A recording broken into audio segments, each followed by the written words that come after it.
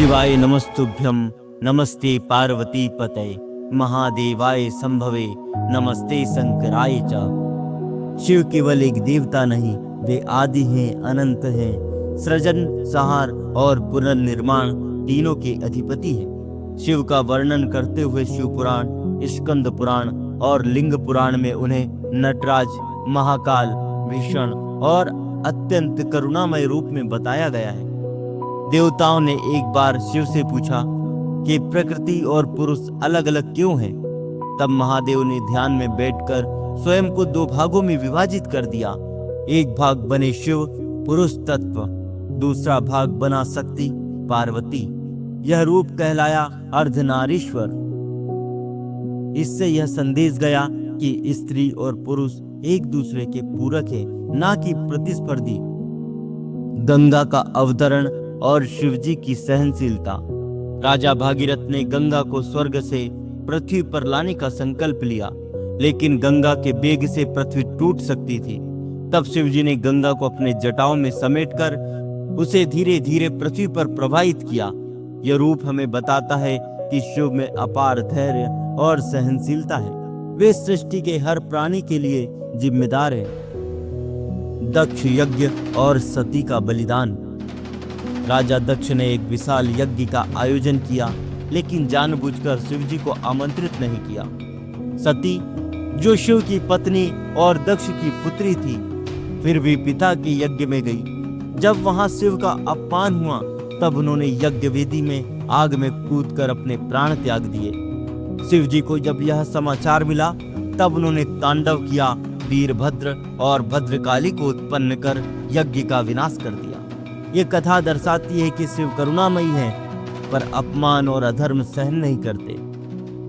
शिव और भस्म। शिव जी को भस्म अति प्रिय है। शिव पुराण के अनुसार एक बार एक बालक ने शिव को देखा और डरकर बोला, आप भूतों के साथ क्यों रहते हैं? शिव मुस्कुराए और बोले, जो भूत अतीत को त्याग दे वही भविष्य बना सकता है।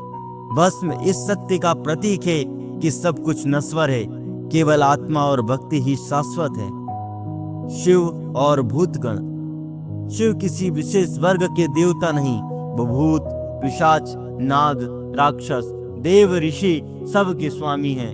उन्हें भूतनाथ भी कहा जाता है, उन्हें पशुपतिनाथ भी कहा जाता है, क्योंकि शिव हमें सिखाते हैं, कोई भी कितना भी नीच क्यों न दिखे, यदि उसका हृदय पवित्र हो तो वह मेरा है। भगवान शिव के उपदेश। शिव केवल त्रिनेत्रधारी देव नहीं है, वे त्याग, करुणा, धैर्य, न्याय और प्रेम के प्रतीक हैं। वे रचिता नहीं, परंतु सृष्टि की रक्षा और उसका संतुलन बनाए रखने वाले हैं। वे ना तो भयभीत करते हैं, ना मोह में बांधते हैं। वे मुक्त करते हैं बंधनों से, भय से और अहंकार से। अगर आपको यह पौराणिक कथा ज्ञानवर्धक लगी हो तो कृपया शुभ आध्यात्म दर्शन को सब्सक्राइब करें और बेल आइकन को जरूर दबाएं और अपने मित्रों, परिवारजनों के साथ शेयर करें और इस भक्तिमय धारा को आगे बढ़ाने में अपना योगदान दें। हर कथा के साथ शिव की भक्ति और सत्य के मार्ग पर चलने की प्रेरणा लें। नमः शिवाय। शिव का नटराज रूप, तांडव की महाशक्ति।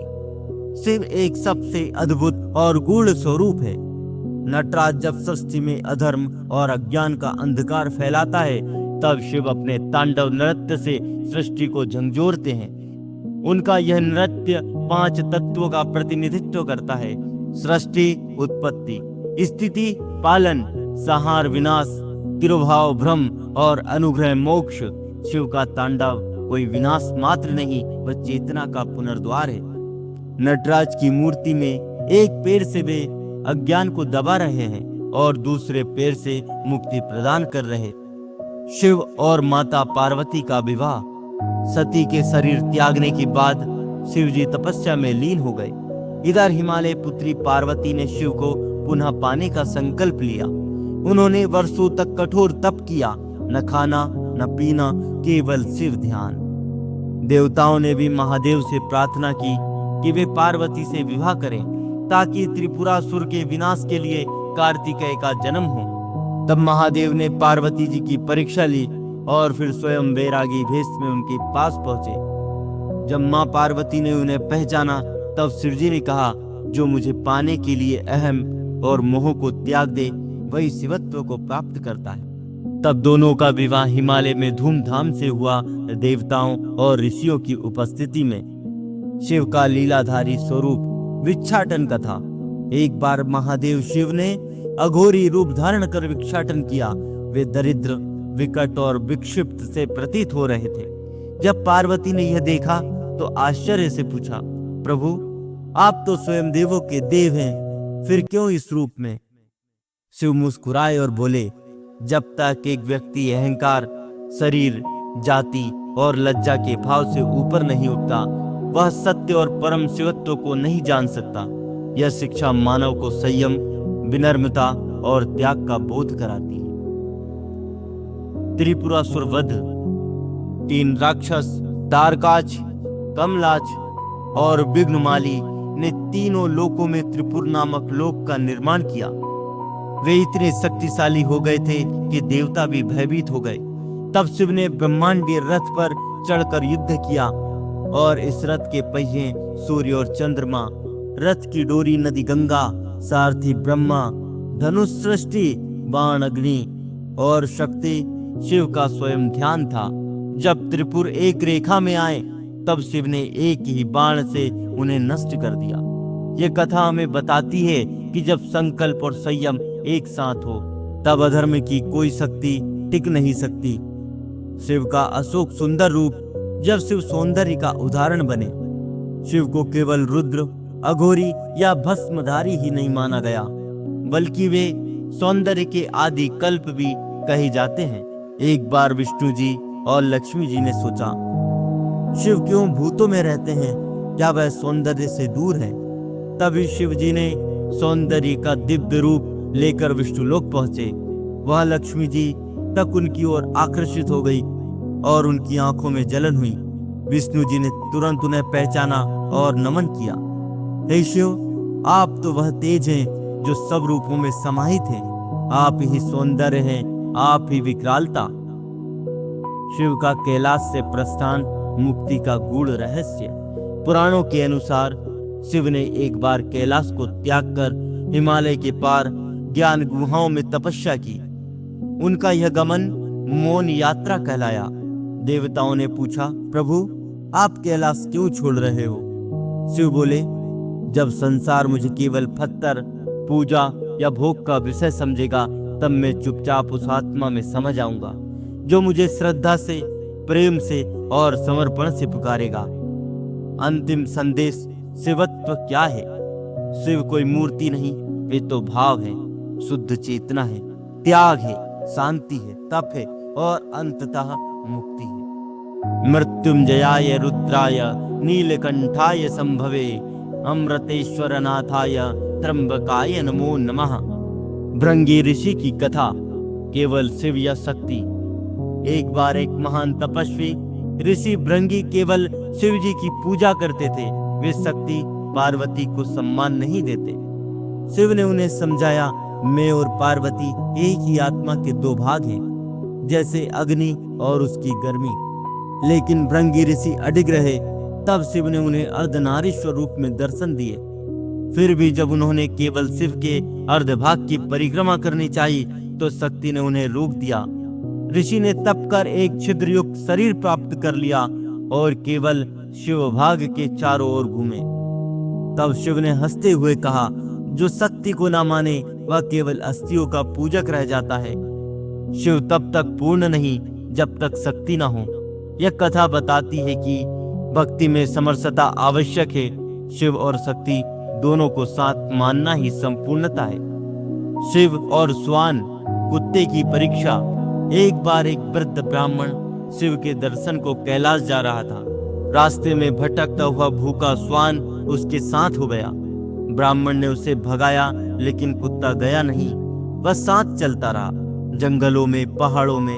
अंत में जब ब्राह्मण कैलाश पहुंचा तो देखा शिवजी सिंहासन पर नहीं बल्कि वही स्वान बैठा था। तभी शिव प्रकट हुए और बोले, वह भूखा प्राणी में ही था और रास्ते भर तूने उसे तिरस्कृत किया। कभी भी रूप देखकर निर्णय मत कर, प्रेम ही सच्ची भक्ति की कसौटी है। शिव का शरणागत रक्षक रूप, शरणागति की महिमा। एक बार एक शिकारी भूख से व्याकुल होकर जंगल में भटक रहा था। वह रात को एक बेल वृक्ष के नीचे सो गया। उसे ज्ञात नहीं था कि वह स्थान एक शिवलिंग के ऊपर था। रात भर ठंड से कांपते हुए वह बेल के पत्ते तोड़ता रहा और उन्हें शिवलिंग पर गिराता रहा। यह अनजाने में उसकी पूजा बन गई। सुबह होते ही शिवजी प्रकट हुए और बोले, भले ही तू मुझे नहीं जानता, लेकिन तूने निष्कपट होकर मेरी शरण ली, इसलिए मैं तुझे आशीर्वाद देता हूँ। यह कथा हमें सिखाती है कि शिव सच्चे हृदय के भाव को ही देखते हैं, ज्ञान या कर्म की कठोरता नहीं। शिव और शनिदेव की याचना। शनिदेव के दृष्टिपात से सभी भयभीत रहते। एक बार उन्होंने भगवान शिव की तपस्या की और कहा, हे प्रभु, सब मुझे दोष देते हैं, लेकिन मेरा कार्य तो कर्म फल देना है। मुझे कोई नहीं पूछता, सब डरते हैं। तब शिव जी ने कहा, तू सत्य का प्रतिनिधि है और जो सत्य और धर्म के मार्ग पर हो उसे तुझसे भय नहीं होना चाहिए। तू मेरे गणों में रहेगा और सत्य का रक्षक कहलाएगा। शिव ने उन्हें आशीर्वाद दिया और उनके महत्व को पुनः स्थापित किया। शिव और स्त्री स्वरूप मोहिनी को दर्शन। एक बार विष्णु जी ने मोहिनी रूप में असुरों को मोहित किया। शिव जी को इस रूप के बारे में जानने की जिज्ञासा हुई। विष्णु जी ने उन्हें मोहिनी रूप में दर्शन दिए और शिव उस रूप में क्षण भर के लिए मोहित हो गए। तब विष्णु जी ने कहा, हे महादेव, यह सृष्टि भी मोह का ही रूप है। आपके जैसे ज्ञान स्वरूप को भी एक क्षण के लिए मोहित कर दे तो फिर सामान्य जीव की क्या विशाल। ये कथा बताती है कि माया का अनुभव केवल वे कर सकते हैं जो उससे पार जा चुके हैं। शिव और काल का रहस्य। मृत्यु के पार। एक बार यमराज ने मृत्यु के समय में विचलित हो रहे एक बालक की आत्मा लेने का प्रयास किया। उसकी माता शिव भक्त थी और वह रुद्राष्टक का पाठ कर रही थी। यमराज उसके पास पहुंचे। तब शिव जी ने प्रकट होकर यमराज को रोका। उन्होंने कहा, जो मेरा भक्त है, जो मृत्यु को स्वीकार कर भी मुझ में लीन हो चुका है, उसे काल भी छू नहीं सकता। यमराज ने श्रद्धा से नमन किया और उस बालक को आशीर्वाद मिला दीर्घायु का। अगर आपको यह पौराणिक कथा ज्ञानवर्धक लगी हो तो कृपया शुभ आध्यात्म दर्शन को सब्सक्राइब करें और बेल आइकन को जरूर दबाएं और अपने मित्रों परिवारजनों के साथ शेयर करें और इस भक्तिमय धारा को आगे बढ़ाने में अपना योगदान दें। हर कथा के साथ शिव की भक्ति और सत्य के मार्ग पर चलने की प्रेरणा लें। नमः शिवाय।